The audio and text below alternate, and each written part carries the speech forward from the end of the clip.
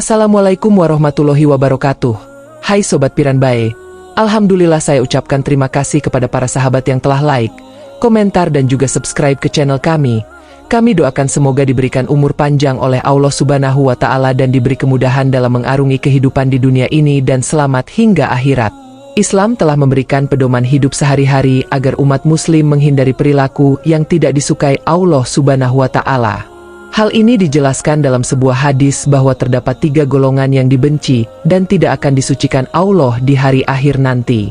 Hadis tersebut memiliki arti. Abu Hurairah berkata bahwa Rasulullah bersabda, ada 3 orang yang tidak akan diajak bicara oleh Allah pada hari kiamat dan tidak menyucikan mereka. Abu Muawiyah menyebutkan, Allah Subhanahu wa Ta'ala tidak melihat kepada mereka. Mereka mendapatkan siksa yang pedih, yaitu orang tua yang pezina, pemimpin yang pendusta, dan orang miskin yang sombong. Hadis riwayat Imam Muslim. Berikut kisahnya dari masing-masing golongan. Ketiga golongan ini dianggap telah melanggar norma-norma yang dipegang oleh penduduk desa, dan setiap orang percaya bahwa Allah, Sang Pencipta, akan menghukum mereka dengan cara yang berbeda. Golongan pertama adalah sepasang suami istri, Pak Rahmat dan Bu Maya, yang dikenal sebagai orang tua pezina. Mereka tampak seperti pasangan biasa di luar, namun di balik pintu rumah mereka, terungkaplah kenyataan kelam. Meskipun mereka sudah memiliki 2 anak, hubungan mereka tidak sejalan. Mereka sering terlibat dalam perzinahan, mengabaikan ikatan suami istri yang seharusnya mereka junjung tinggi. Pak Rahmat kerap keluar malam dengan perempuan lain, sementara Bu Maya berulang kali berselingkuh dengan pria yang lebih muda. Kehidupan mereka dipenuhi dengan kebohongan dan tipu daya. Masyarakat desa mulai menjauh dari mereka. Anak-anak mereka, yang tidak mengerti situasi orang tua mereka, menjadi sasaran ejekan teman-teman di sekolah. Keluarga ini merasakan dampak dari perbuatan mereka, dan saat melihat anak-anaknya menderita, mereka merasa menyesal. Namun, mereka tetap tidak bisa menghentikan perilaku buruk mereka. Ketika mereka mendengar bahwa Allah tidak akan berbicara kepada mereka, hati mereka justru semakin keras. Golongan kedua adalah pemimpin yang pendusta. Bapak Hasan, kepala desa yang seharusnya menjadi teladan bagi warganya. Namun, alih-alih memberikan contoh yang baik, ia lebih mementingkan kepentingan pribadinya. Ia terkenal karena janji-janji manisnya yang tidak pernah ditepati. Misalnya, saat desa dilanda bencana alam, ia berjanji akan membantu rakyat dengan memberikan bantuan, namun bantuan itu tidak pernah ada. Sebaliknya, ia menggunakan dana desa untuk memperkaya diri sendiri. Rakyatnya terus menderita dalam kemiskinan dan ketidakpastian, sementara Bapak Hasan terus melanjutkan kebohongannya.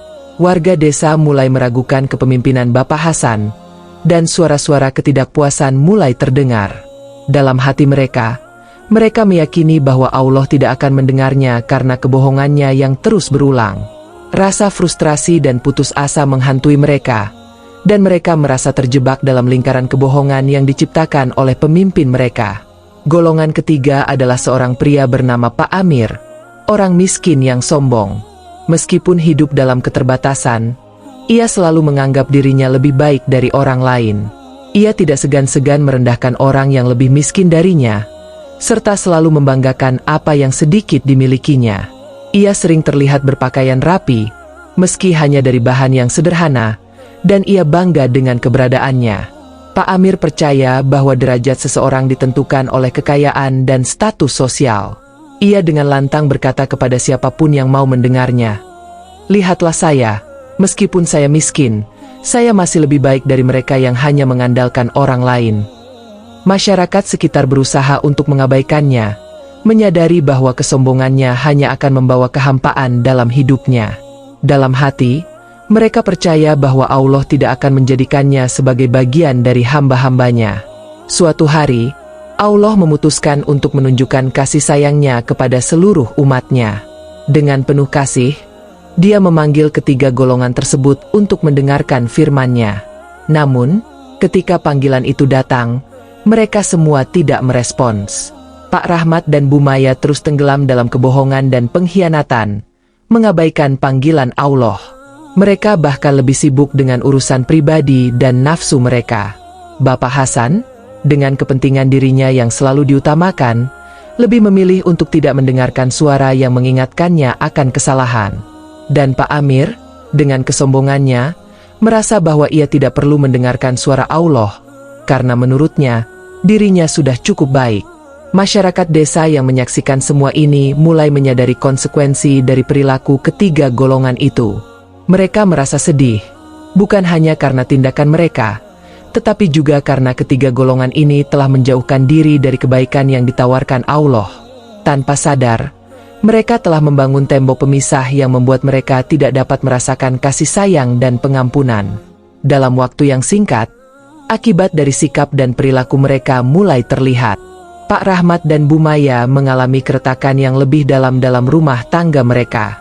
Anaknya, yang semakin merasa terasing, mulai menjauh dari orang tua mereka.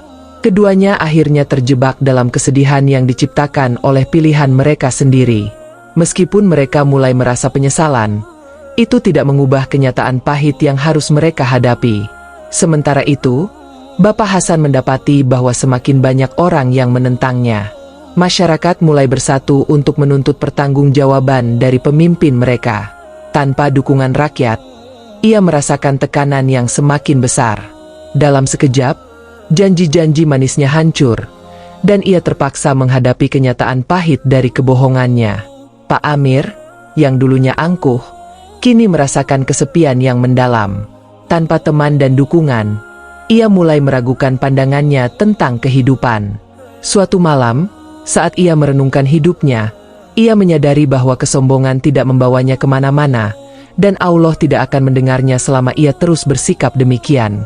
Kekecewaan dan penyesalan mengguncang hati mereka masing-masing. Hanya mereka yang mau bertobat dan kembali kepada jalan yang benar yang akan menemukan jalan menuju rahmat dan pengampunan Allah. Namun, untuk sampai pada titik tersebut, mereka harus berhadapan dengan diri mereka sendiri dan berusaha memperbaiki kesalahan yang telah mereka buat. Dengan harapan, mereka mulai mencari cara untuk mendekatkan diri kepada Allah, berharap untuk mendengar suaranya yang penuh kasih. Kisah ini juga mengingatkan kita tentang pentingnya menjunjung tinggi nilai-nilai moral dalam kehidupan sehari-hari. Memiliki empati dan rasa saling menghormati satu sama lain adalah kunci untuk menciptakan masyarakat yang harmonis dan damai. Kita seharusnya tidak hanya mencari kepuasan pribadi, tetapi juga memperhatikan dampak dari tindakan kita terhadap orang lain. Hanya dengan cara ini, kita dapat hidup dalam kebaikan dan merasakan cinta serta rahmat dari Allah.